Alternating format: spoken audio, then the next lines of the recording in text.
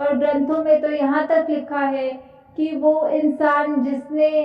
इस परमात्मा को पाया नहीं, वो इंसान तो जीवित ही नहीं है, वो तो एक मृतक है। चाहे उस तरह हम सांस ले रहे हैं, कोई डॉक्टर हमको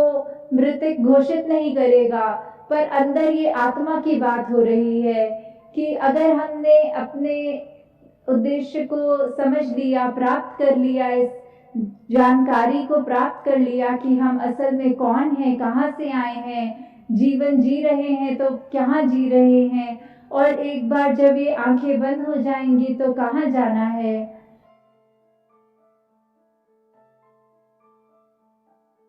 सत संगत जी, प्यार से कहना ध्यान रंगार जी कि जब सत्संग में आए हैं और ये महात्माओं के, संतों के वचन सुने हैं तो मन में शीतलता है, और वो शीतलता, ठंडक, ये बाहर के वातावरण से, चाहे गर्मी का वातावरण है और मन में ठंडक है, तो यही एक जो क्वालिटी है, जो मन में शीतलता जब आ जाए तो आसपास का वातावरण कैसा भी हो, वो लगता है कि ये भी मुबारक है। तो इतने जो भी अभी आज, चाहे बालक के रूप में, बुजुर्गों के रूप में, बहनों के, भाइयों के, जिस रूप में भी, चाहे कविता, चाहे वो स्पीच थी और वो चाहे श्लोक बीच में बोले, चाहे गीत भजन थे, तो ये जो भी सारी संगत में हमने आज सुना है, तो यहाँ स्टेज से भी दासी जो बोल रही है वो तो वही भाव जो पहले ये बोल चुके हैं सारे संत, तो उसकी एक्सटेंशन में दासी थोड़े ही शब्दों में, इस रूप में आपसे आशीर्वाद के रूप में ये कहना चाह रही है कि जो भी हमने आज सुना कि ये जो आत्मा है उसका इस निरंकार, इस विठल, इस परमात्मा, इस विश्वनाथ से जो भी हमारा रिश्ता है, उसकी पहले तो सबसे पहले बात जो पहचान करनी है कि हम दुनिया में आते हैं, पहले तो शरीर इतने बदल लेती है ये आत्मा कि ये आत्मा अपने आप को शरीर ही मान लेती है। तो जब तक इस मनुष्य योनि में आए हैं तो अपनी असली पहचान करने का ये जो सुनहरा मौका मिला है, इसमें हम अपनी असल पहचान कर लें, और वो पहचान यही है कि हम जिस परमात्मा की अंश है उस परमात्मा को देखें तो सही, अपने पिता के दर्शन करें। और भक्ति भी तभी शुरू हो सकती है जब इस परमात्मा के दर्शन हो जाए, और ये दर्शन करने संभव हैं। तो जब ये पहचान हो जाए, हमें अपना जीने का मकसद समझ आ जाए, तो फिर जीते जी भी हम कभी भी ये नहीं चाहेंगे कि जानबूझ के किसी को दुख दे या किसी के रास्तों में कांटे बिछाए, बल्कि मन उस तरह परिवर्तन हो जाएगा जैसे किसी के हमेशा आंखों से आंसू पोंछने वाला जीवन बन जाएगा। ये उदास होठों को खुशियों द्वारा मुस्कुराहट भरने के जीवन में हम कोशिश करेंगे, प्रयत्न करेंगे। जैसे ये जो तब्दीली होती है, ये तो मन की तब्दीली अपने आप हो जाती है जब इस परमात्मा का एहसास हमारे जीवन में आ जाता है कि वही मन जो पहले सिर्फ चतुर चालाकियों में दूसरों को गिराने के लिए ही इच्छुक रहता था, अब वो मन निंदा भी सुनना पसंद नहीं करता। वो सिर्फ अपने यही कोशिश करता है कि कहीं मनों में आग लगी है तो शीतल वचनों से, अच्छे कर्मों से उस आग को बुझाया जाए।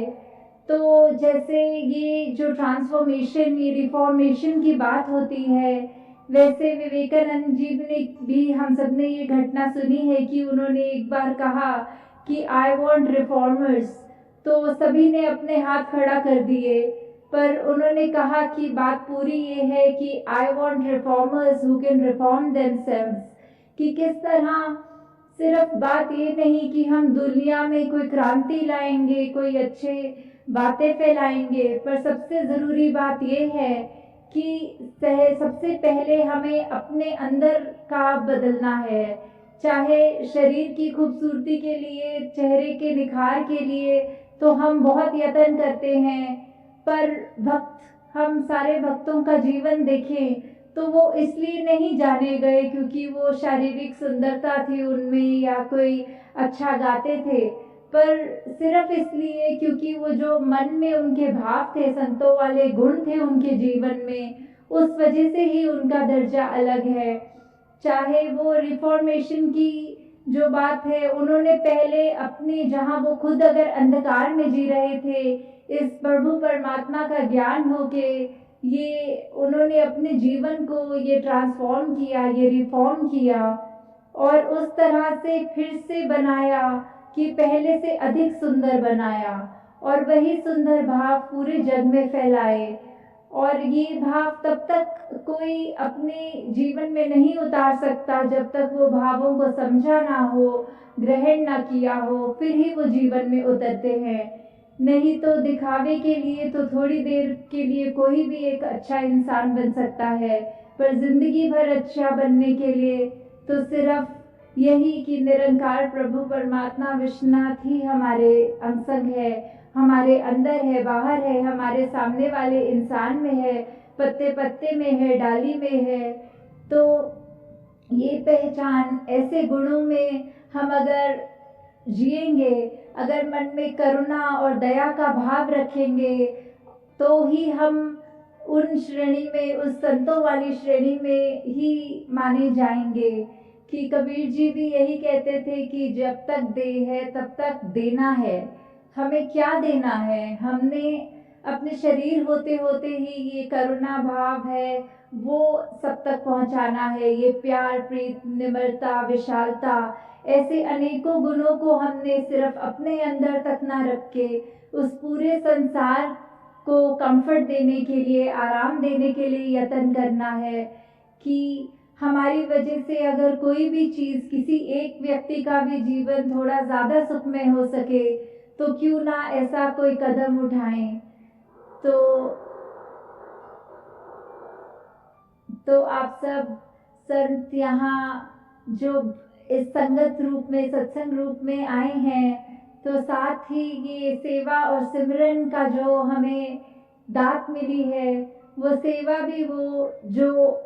हुक्म में रहते हुए, जो चाहे किसी भी तरह से हमारी समर्था के साथ कर सके, मन में श्रद्धा रखते हुए, तो वही है। और सबसे उत्तम सेवा तो यही होगी कि हम अपने अंदर जो हमारे रोशनी है, इस ब्रह्म ज्ञान की दात जो हमने पाई है, हम ये ऐसी सेवा करें कि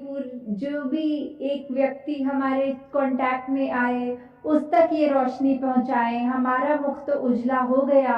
अगलों का भी, औरों का भी मुख उजला करें। तो ऐसी सेवा तो सबसे उत्तम सेवा है। और साथ में ये जो सिमरन है जिससे हम खुद हमेशा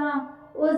चेतन अवस्था में रहते हुए इस निरंकार के साथ अपनी कनेक्शन को बरकरार रख सकते हैं। तो ये सेवा सिमरन सत्संग जब तक है तब तक ही इस निरंकार का, इस ब्रह्म ज्ञान का वासा हमारे मन में है।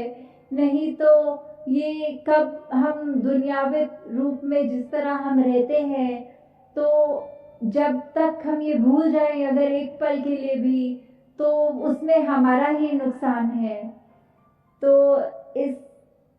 हम दुनिया में आए हैं तो चाहे कोई भी उपलब्धि हमारी हो, हम अच्छे से अच्छे एक दुनियावी रूप में अपना जॉब करते हों, बिजनेस करते हों, वो सारी हमारे को मुबारक हैं वो अचीवमेंट्स, पर तब तक कि जब तक एक अच्छे इंसान नहीं बने, अपना असली मकसद पहचाना नहीं, तब तक वो सारी कामयाबियां होते हुए भी हम एक नाकामयाब इंसान हैं। और ग्रंथों में तो यहाँ तक लिखा है कि वो इंसान जिसने इस परमात्मा को पाया नहीं, वो इंसान तो जीवित ही नहीं है, वो तो एक मृतक है। चाहे उस तरह हम सांस ले रहे हैं, कोई डॉक्टर हमको मृतक घोषित नहीं करेगा, पर अंदर ये आत्मा की बात हो रही है कि अगर हमने अपने उद्देश्य को समझ लिया, प्राप्त कर लिया इस जानकारी को प्राप्त कर लिया कि हम असल में कौन हैं, कहाँ से आए हैं, जीवन जी रहे हैं तो कहाँ जी रहे हैं, और एक बार जब ये आंखें बंद हो जाएंगी तो कहाँ जाना है। तो इन्हीं भावों से दासी और आपका समय नहीं लेगी कि किस तरह 2 हफ्तों से अभी बहुत सत्संग भी मिली और आपका आशीर्वाद भी मिला। उत्तराखंड में काफ़ी जगहों पे जो अभी नाम भी सुने थे कि इतने समागम भी हुए, भवनों पे भी जाने का अवसर मिला। तो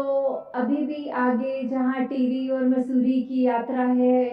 तो दासी यही अरदास करेगी कि हम सब भी आगे से आगे जहाँ अपने जीवन को तो बढ़ाएं ही, बाकी औरों के भी जीवन में ये रोशनी का काम करें कि किस तरह एक अगर छोटी सी भी हमारी कंट्रीब्यूशन हो किसी के जीवन में सुख पहुंचाए,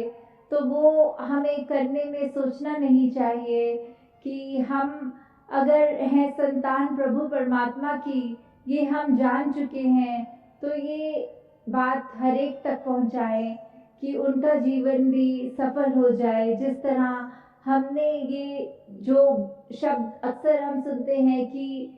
जीवन में ही मोक्ष प्राप्त कर लिया, ये जीते ही मोक्ष प्राप्त कर लिया,